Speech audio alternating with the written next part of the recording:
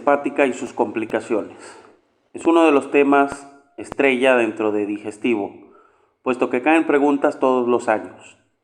Estudia bien la clínica y los factores pronósticos, especialmente las clasificaciones de Child y MELD. Lo más importante son las complicaciones de la cirrosis, sobre todo el tratamiento y profilaxis de la hemorragia por varices, la citis y la peritonitis bacteriana espontánea. También debes de repasar algunas nociones de encefalopatía hepática y sus desencadenantes. Concepto. Enfermedad hepática terminal definida anatomopatológicamente como la presencia de nódulos de regeneración rodeados por fibrosis grado 4, que alteran la circulación intrahepática, aumentando la resistencia al flujo sanguíneo a través de los sinusoides. Muchos pacientes con cirrosis hoy en día son diagnosticados mediante técnicas no invasivas como la elastografía, sin necesidad de someterse a una biopsia hepática. Clásicamente era considerada como una enfermedad progresiva e irreversible. Sin embargo, existe cada vez más datos sobre la reversibilidad de la cirrosis si se elimina el factor de daño hepático, como en el caso de abstinencia alcohólica, tratamiento de las hepatitis virales, entre otras. De ahí la importancia de un tratamiento precoz de las causas antes de que se produzcan descompensaciones de la enfermedad. Etiología. Alcohol. Causa más frecuente de cirrosis en España en el 50 a 60% de los casos. Virus. Sobre todo el virus de la hepatitis C, aunque su importancia relativa está disminuyendo gracias a los antivirales directos altamente efectivos y en menor medida por el virus de hepatitis B y hepatitis D. Hígado graso. Al contrario que los virus, su importancia relativa ha ido aumentando en los últimos años y actualmente es una de las causas más frecuentes. Otras. Colangitis biliar primaria o secundaria, enfermedades hereditarias y metabólicas como la enfermedad de Wilson, hemocromatosis, esteatohepatitis no alcohólica. Fármacos como el metrotrexate, amiodarona, alfa-metildopa, por fallo cardíaco u obstrucción al flujo venoso, como en el síndrome de Budd-Chiari, pericarditis constrictiva. Hepatitis autoinmune, sarcoidosis, bypass yeyuno-ileal, idiopática o criptogénica. Clínica. Similar en todas las cirrosis, independientemente de su etiología. En general, el cirrótico compensado está asintomático.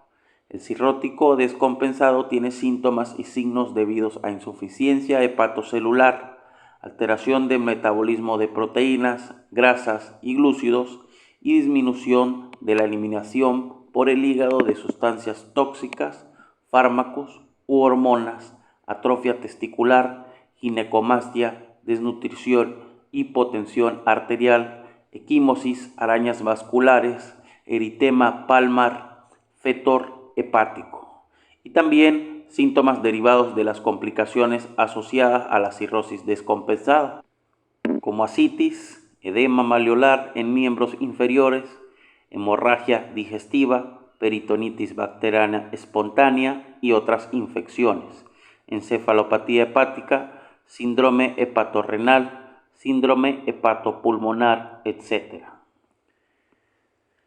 En caso de haber ingurgitación yugular, lo cual sugiere la existencia de insuficiencia cardíaca, habría que considerar que la cirrosis podría deberse a un hígado cardial congestivo de largo tiempo de evolución. Sin embargo, en la mayoría de las cirrosis no hay ingurgitación yugular. Pruebas de laboratorio.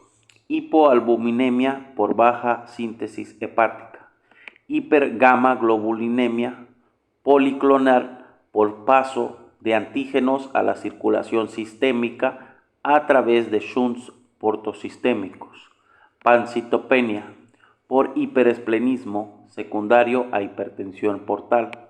El déficit de plaquetas suele ser el más marcado. anemia multifactorial, sangrado por varices o gastropatía de la hipertensión portal, déficit vitamínicos en alcohólicos, hemólisis intraesplénica, alargamiento del tiempo de protrombina y del INR por déficit de absorción de vitamina K y de síntesis de factores de coagulación dependientes de ella. Escasa elevación de transaminasas por citólisis, fosfatasa alcalina y GGT. Elevación de la bilirrubina directa por insuficiencia hepatocelular. Hipocalemia por hiperaldosteronismo secundario en pacientes con ascitis. Hiponatremia dilucional por tercer espacio y aumento de la síntesis de la hormona antidiurética. El metabolismo hidrocarbonado está alterado y puede aparecer intolerancia a la glucosa y diabetes mellitus por resistencia a la insulina. En fases avanzadas, sin embargo, puede aparecer hipoglicemia por descenso de la gluconeogénesis hepática, hiperinsulinemia y resistencia al glucagón. Colesterol disminuido por fallo de síntesis, excepto en las cirrosis biliares, donde estará aumentado por déficit de eliminación. Diagnóstico. Aunque el diagnóstico definitivo lo da la biopsia hepática, percutánea, transyugular o abierta, no es necesaria ya que se puede diagnosticar por criterios clínicos, analíticos, ecográficos y elastográficos. El diagnóstico etiológico depende de la sospecha clínica, serologías víricas, autoanticuerpos, metabolismo férrico, ceruloplasmina, alfa-1 antitripsina. Es recomendable la biopsia en aquellas situaciones en las que no se conoce la causa. Imagen histológica que muestra los nódulos de regeneración rodeados de tractos fibrosos. Visualizado mediante la tinción de Mason.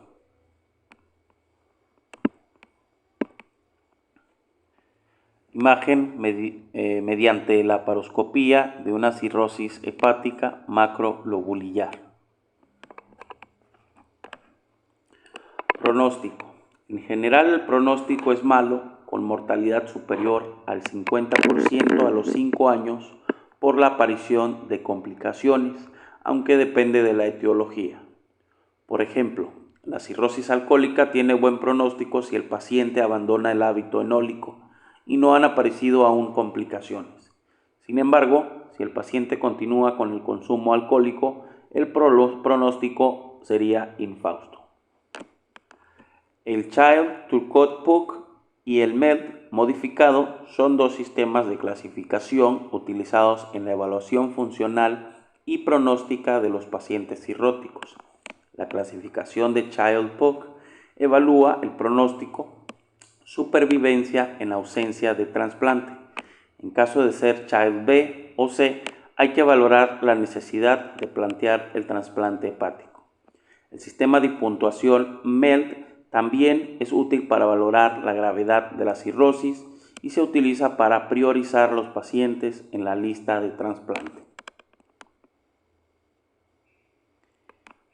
Pronóstico en función de clasificación Child-Cook, en la cual vemos diferentes clases, clase A, B y C, con diferentes puntuaciones que indica mayor puntuación, mayor gravedad o menor grado de supervivencia al cabo de 1 o 2 años.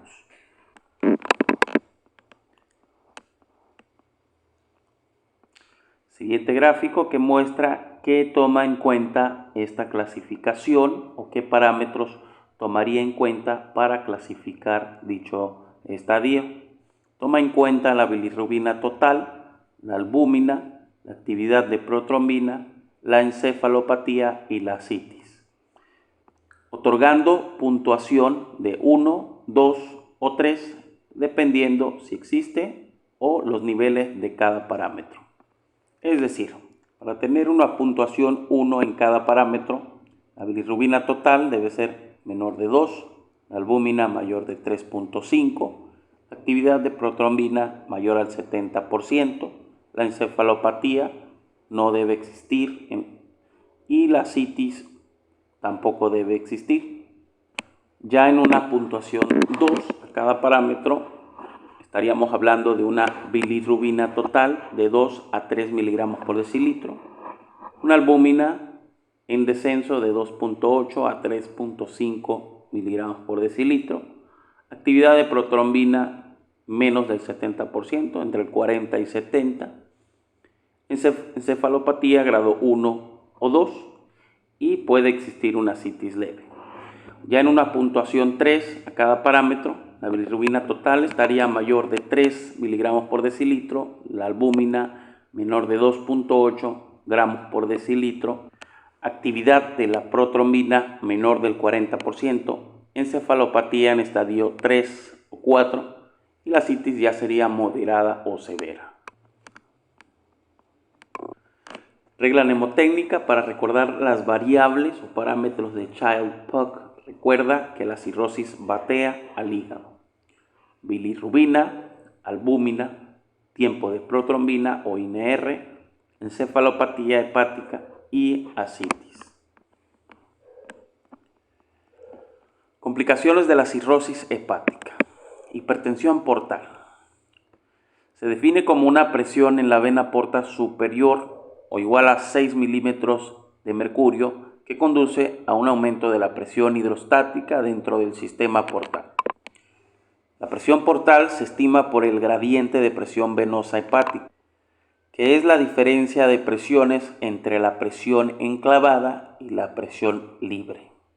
El incremento de la presión portal conduce a la formación de colaterales portosistémicas entre el sistema portal por alta presión y el sistema venoso sistémico de baja presión en esófago inferior y estómago superior, trayendo consigo varices gastroesofágicas, gastropatía de la hipertensión portal. En el recto, varices rectales, hemorroides internas congestivas, ovario, pared anterior del abdomen, donde vemos cabezas de medusa, peritoneo parietal y la circulación esplenorrenal con hiperesplenismo.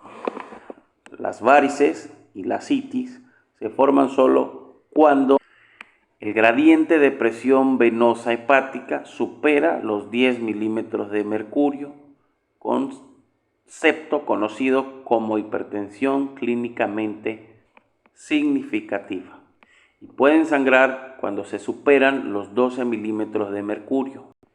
El gradiente de presión venosa hepática es el factor pronóstico más importante de la cirrosis hepática. El sistema venoso portal es el encargado de recoger y transportar la sangre que proviene de todas las vísceras abdominales, salvo de los riñones y las glándulas suprarrenales. La vena porta se forma habitualmente a nivel posterior del cuello pancreático, por la confluencia de la vena mesentérica superior y la vena esplénica.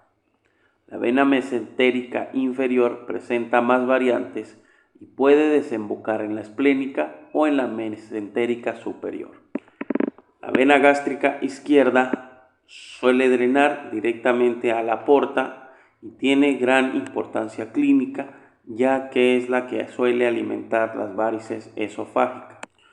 La porta se dirige al hilio hepático en el ligamento gastrohepático, situándose anterior a la vena cava y posterior al colédoco y a la arteria hepática. Una vez alcanza el hilio hepático, se divide en dos ramas, una para cada lóbulo, presentando a este nivel menos variantes anatómicas que las bifurcaciones de los conductos biliares. El sistema venoso portal carece de válvulas en su interior.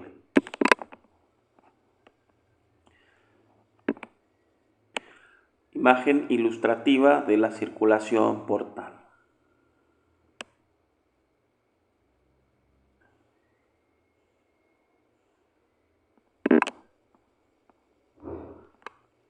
Patogenia. La causa más frecuente de hipertensión portal en nuestro medio es la cirrosis hepática, seguida de la trombosis portal.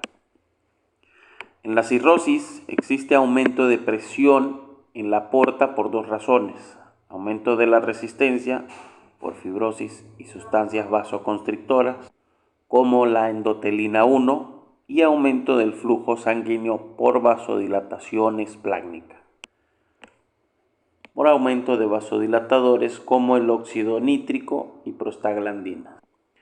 Clínica: esplenomegalia con trombopenia, varices, hemorragia digestiva alta secundaria a rotura, ascitis, encefalopatía por shunt portosistémico.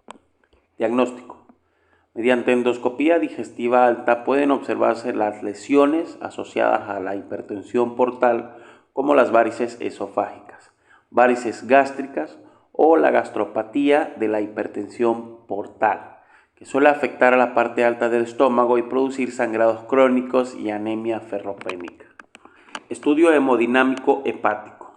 Se mide la presión indirectamente vía transyugular, cateterismo de las venas suprahepáticas.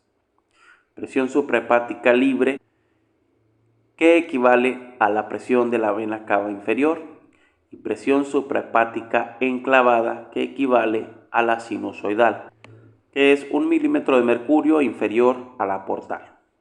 La diferencia entre ellas es el gradiente de presión venosa hepática. Se considera que la hipertensión portal es clínicamente significativa cuando el gradiente de presión hepática es mayor de 10 milímetros de mercurio y el riesgo de hemorragia por varices esofágicas empieza a aumentar a partir de los 12 milímetros de mercurio. Hay varias causas de hipertensión portal, además de la cirrosis. Podemos distinguir tres tipos de hipertensión portal según donde se localice fisiopatológicamente el aumento de la presión: post-sinusoidal en el síndrome de Budd-Chiari, insuficiencia cardíaca, síndrome de obstrucción sinusoidal; sinusoidal en la cirrosis hepática; pre-sinusoidal en la trombosis de la vena porta y esquistosomiasis.